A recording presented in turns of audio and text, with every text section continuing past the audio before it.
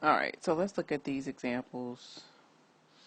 So we want to work this and we want to distribute this exponent here. So x to the 8, y to the 12. This is why the shortcut is important, because if you don't do the shortcut, you would have to write all of these out and then count them up.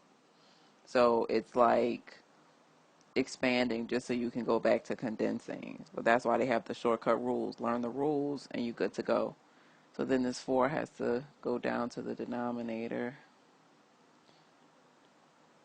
And now I'm going to simplify x8 over x4.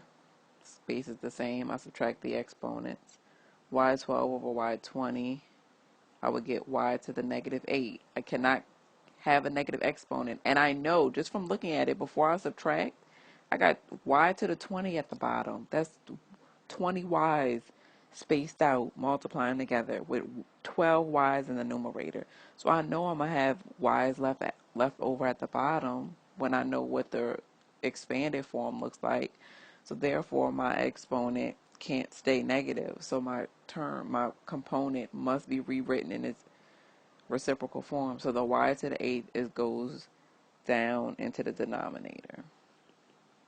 Here we just simplify. So 2 over 4 was simplified into 1/2 a over a3. So that would be a to the negative 2.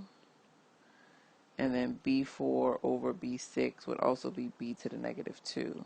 So I would have 1 over 2a squared b squared would be my final answer.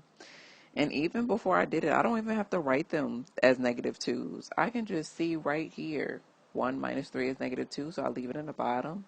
4 minus 6 is negative 2, so I'll also leave that one in the bottom. All right, here we have p to the negative 8 over q to the negative 4. So one thing that's important is to realize these are not like bases, which means they could not simplify at all. So there's nothing that would be able to cancel here. So it's not like you can apply the quotient rule and subtract. But you also cannot leave this as the final answer because you have negative exponents present.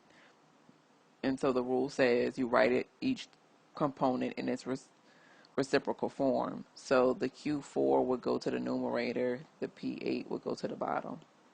That's it. This one's same type. There's nothing to really simplify, but I can't leave this negative exponent present. And so it just would go up to be rewritten in the numerator form, and the exponent would become positive. Here we have negative 2 to the 0 plus 2 to the 0. So that would give us a negative 1 plus a 1, which is a 0. Here, 12 divided by 6 is 2. A4 has no A, so that's going to stay A4. B to the 5 over B to the 7. Okay, I'm looking at this. B5 minus 7 would be B to the negative 2. The C's would cancel each other out, C over C. So 2A4 over B squared. And we would be finished.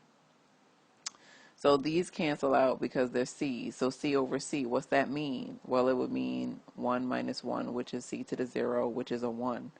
But it really can just cancel out because you have to understand that 1 would multiply to the 2.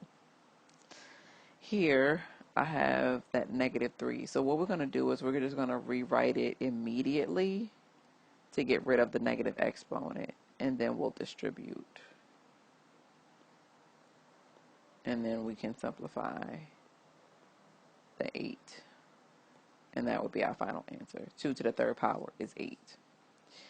All right, and then on this last one, this exponent 2 is going to have to distribute to everybody inside of the parentheses. So that would give us 2 squared, a to the negative 4 times 2 over a3 times 2.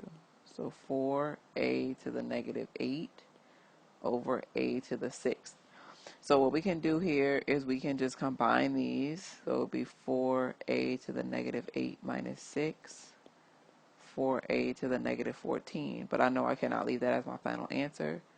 So the base and its exponent must go down to the denominator. So 4 over a to the 14 would be the final answer.